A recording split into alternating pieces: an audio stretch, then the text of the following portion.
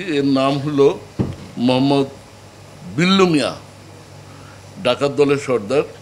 আমরা যখন তাকে অ্যারেস্ট করি, তার কোমর থেকে আমরা বিদেশি আগ্নেয়াস্ত্র পিস্তল .22 বরের পিস্তল 5 রাউন্ড অ্যামো সহ সে এটা বের করে আমাদের দেয়।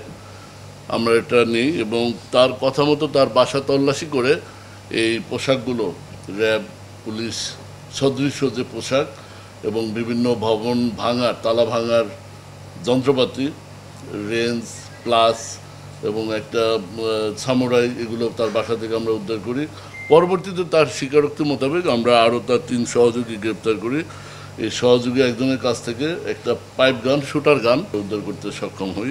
এই গ্রুপটার আরও 2-3জন সহযোগী আছে, যাদের নাম ওরা বলেছে, আমরা পেয়েছি এবং আমরা তাদেরকে ট্রেস আউটও করেছি, বাট সঙ্গত কারণে বলছি না। এরা দীর্ঘদিন ধরে, আপনারা জানেন, রাজধানীর মোহাম্মদপুর কেন্দ্রিক চাঁদাবাজি, ছিনতাই, ডাকাতি এগুলো অনেক দিন ধরে চলছে। আমরা গত 3 মাসে মোহাম্মদপুর কেন্দ্রিক আমরা প্রায় 197 জন এরকম ছিনতাইকারী এবং চাঁদাবাজদের গ্রেপ্তার করেছি। 8টি বিদেশি আগ্নেয়াস্ত্র উদ্ধার করেছি।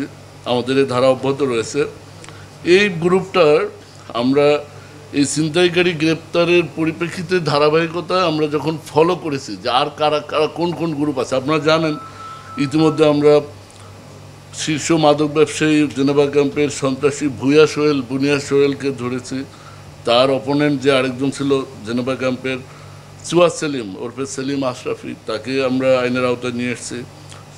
কিছুদিন আগে আমরা শীর্ষ সন্ত্রাসী কবজেঘাটা আনোয়ার, যে কিশোর গ্যাংগুলোকে মেনলি লিড করতো, ওরফে শুটার আনোয়ার, তাকে নিয়েছি এবং তার দেখানো মতে তার ফলোয়ার হিসেবে পরবর্তীতে সন্ত্রাসী রাফাত, টুন্ডাবাবু এবং কিলার আকরাম, এদেরকেও আমরা মোহাম্মদপুর থেকে আইনের আওতায় গ্রেপ্তার করে আইনের আওতায় নিয়ে এসেছি। এর ধারাবাহিকতা আমরা ফলো করতে থাকি আর কোন কোন গ্রুপ আছে, আর কোন কোন গ্যাং আছে। এই ফলো করতে করতে আমরা এই বিল্লু ডাকাতের সন্ধান পাই। বিল্লু ডাকাত গ্রুপটা, এদের মডাস অপারেন্ডি মাল্টিপারপাস। বিল্লু ডাকাত তার গ্রুপ নিয়ে, সে নিজে একজন রং মিস্ত্রি, পেশায় একজন রং মিস্ত্রি। তার গ্রুপের আরেকজন আছে আলামিন, সে হলো সিএনজি চালক। এই বিল্লু ডাকাত রং মিস্ত্রি সেজে বিভিন্ন অভিজাত এলাকায়, ফ্ল্যাট বাড়িতে সে রঙের কাজ করতে যায় এবং ওই যখন রঙের কাজ করে তখন কোন বাড়িতে ডাকাতি করবে এটা সে রেকি করে, ফলো করে ওই টার্গেট অপারেশন, অর্থাৎ যে বাড়িতে ডাকাতি করার জন্য যে বাড়ি, ওটা সিলেক্ট করে পরবর্তীতে তার দলবল নিয়ে সে গান পয়েন্টে অস্ত্রসহ ওই বাড়িতে ডাকাতি করে। এবং ঈদের ছুটি, পূজার ছুটি, কোরবানির ছুটি, যে লম্বা ছুটি, এই ছুটিগুলো হলো তার ডাকাতি করার মোক্ষম সময়। এই সময়টাকে সে বেছে নেয় এবং এবারও তার এই ধরনের একটা পরিকল্পনা ছিল। এই পরিকল্পনার প্রেক্ষিতে সে যখন তার দলের সদস্যদের সক্রিয় করছিল, এই সময় আমাদের গোয়েন্দা তথ্যের ভিত্তিতে আমরা তাকে গ্রেপ্তার করি।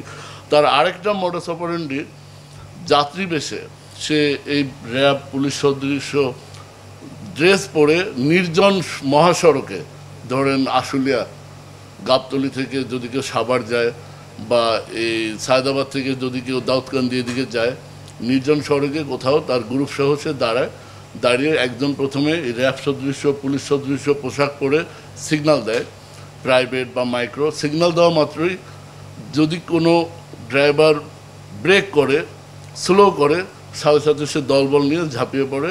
আরেকটা কৌশল হলো, এই গ্রুপের মহিলা সদস্য আছে, মহিলা সদস্যদের যাত্রী সাজিয়ে, ধরেন গাবতলী থেকে সাভার পর্যন্ত একজন তাদের ঠিক করা যাত্রী, পূর্ব থেকে পরিকল্পিত যাত্রী মহিলাকে যাত্রী সাজিয়ে সিএনজিতে উঠিয়ে দেয়। কোনো একটা নির্দিষ্ট হেমায়েতপুর বা কোনো একটা নির্দিষ্ট নির্জন পয়েন্টে আগে থেকে তাদের লোকজন ওখানে থাকে। ওই মহিলা যখন বলে চালককে যে ভাইয়া একটু দাঁড়ান, একটু বাথরুমে যাব বা একটু দাঁড়ান, স্লো করেন, এই ড্রাইভার সিএনজি চালক স্লো করলেই সাথে সাথে ওরা আশপাশে ঘাপটি মেরে থাকা অবস্থা থেকে বের হয়ে এসে সিএনজি চালককে মেরে সিএনজিটা নিয়ে যায়। এটা একটা কমন। এবং এইভাবে গত 3 দিন আগে একটা সিএনজি সে ছিনতাই করে সিএনজি চালককে মেরে সিএনজি নিয়ে গেছে এবং নিয়ে সিএনজিটা আবার বিক্রি করে দেয়, 1-2 দিনের মধ্যে আবার বিক্রি করে দেয়। তো আমরা এরকম একটা সিএনজি উদ্ধার করেছি এবং এই সিএনজিটা যে ক্রয় করেছে আমরা তাকেও আমরা গ্রেপ্তার করেছি। এবং সে এই চক্রের কাছ থেকে যে সিএনজিটা কিনেছে সে হচ্ছে মাত্র ৬০,০০০ টাকায়। আপনারা জানেন একটা সিএনজির অনেক দাম, একটা রেজিস্ট্রেশন প্রাপ্ত বৈধ সিএনজির অনেক দাম।